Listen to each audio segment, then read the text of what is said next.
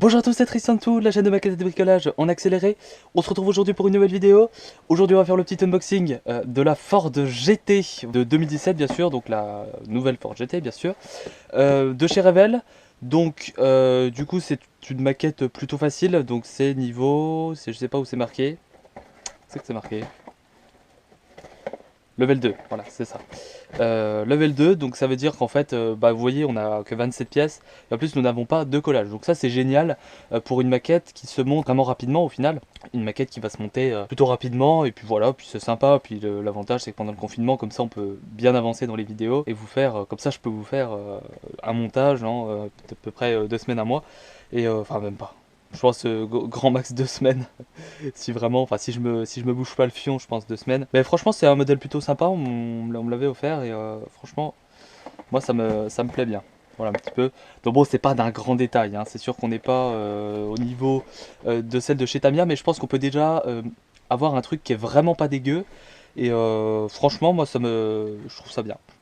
Allez, bah c'est parti, on y va. Tac. On va l'ouvrir. Alors donc déjà on a accès au petit manuel, pardon. Vous avez vu que j'ai bien défoncé la boîte, ça bon, malheureusement. Donc voilà, le manuel, machin, etc. Donc ça, bon, vous connaissez les manuels Revell, hein, je vais pas vous le détailler. Bon, ça risquerait de nuire fortement à la vidéo. Et voilà un petit peu comment ça se présente. Alors moi je trouve ça assez atypique hein, comme unboxing, vous avez tout dans un seul paquet. Et voilà, on a plusieurs petites pièces à venir du coup clipser parce que c'est le système Easy Click.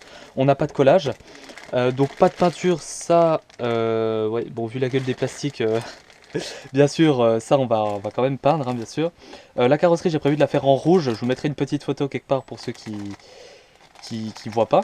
Et franchement, moi, enfin, franchement, c'est vraiment joli. Et je pense qu'il y a moyen de faire des petites choses parce que franchement, j'ai regardé le moulage. Alors il me semble qu'il me reste quelques petites lignes de moulage, notamment ici et là. Mais bon, sinon la carrosserie est vraiment plutôt propre. Enfin franchement, le moulage n'est pas moins bien fait parce que c'est une maquette qui n'est pas le même niveau.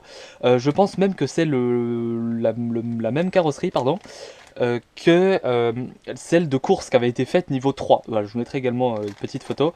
Et je crois que c'est le même moulage, hein. Mais franchement, c'est vraiment sympa. Puis en plus, on a des petits décals à venir mettre. Bon, je vous montrerai après la planche de décal.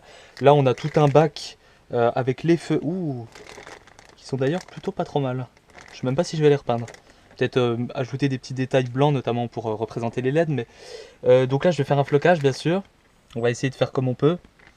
Puis essayer de détailler un peu tous les petits boutons, etc.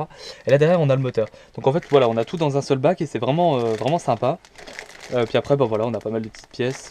Donc bon, on peut ouvrir ça, hein, je vais vous montrer. Peut-être mieux quand même.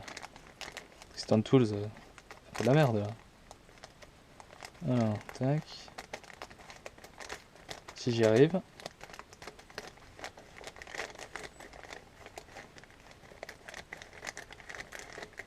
Attends. Et voilà. Donc là, vous avez...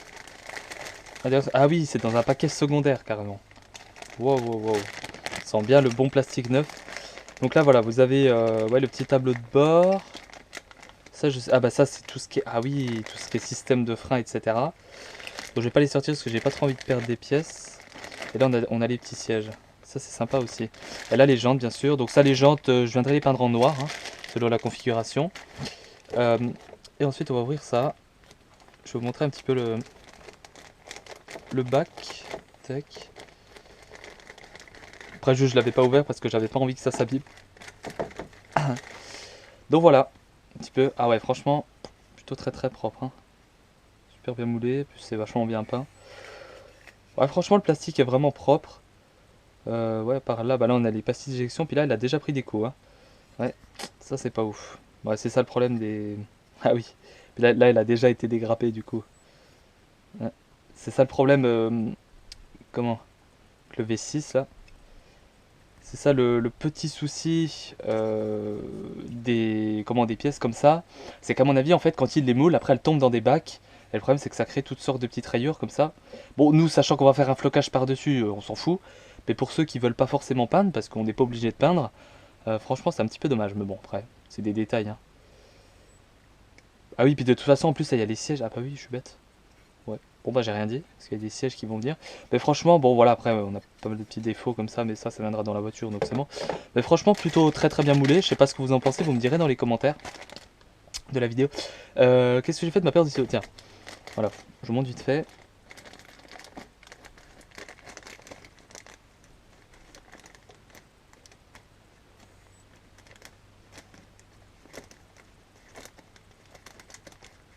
Moment chiant, tu sais. Tu sais, ça c'est le moment que l'on redoute, notamment. Et voilà, un petit peu la gueule. Donc là on a la carrosserie, tac, qui va se désolidariser. Ah, puis on a encore dit. Oh, mais c'est génial ça. Oh, et là du coup bien sûr on peut venir enlever tout le bloc des vitres. Et là on a déjà tout ça qui est fait là. Ça c'est génial. Et là on peut aller venir travailler la carrosserie. Qui est d'ailleurs ma foi pas trop mal.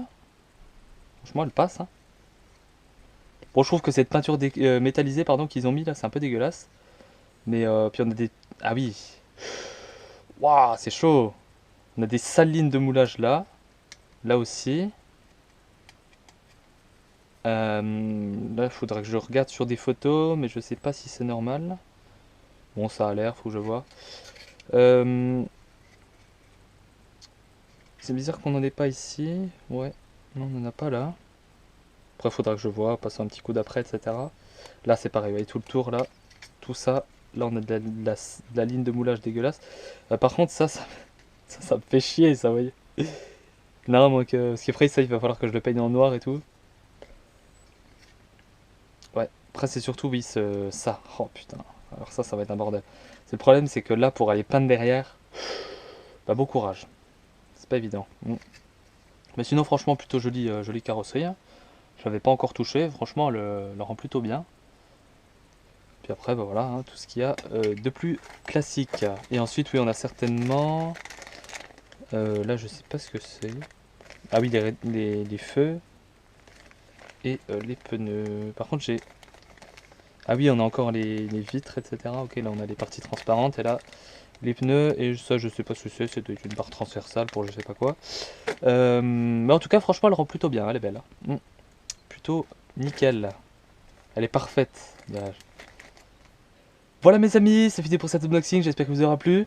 On se retrouve dans la prochaine vidéo, épisode 1. Enfin, ce sera pas la prochaine vidéo, je ne pense pas, parce que voilà, j'ai des petites choses à faire encore sur la moto, vous le voyez. Hein. Et puis voilà. Allez, portez-vous bien, salut tout le monde!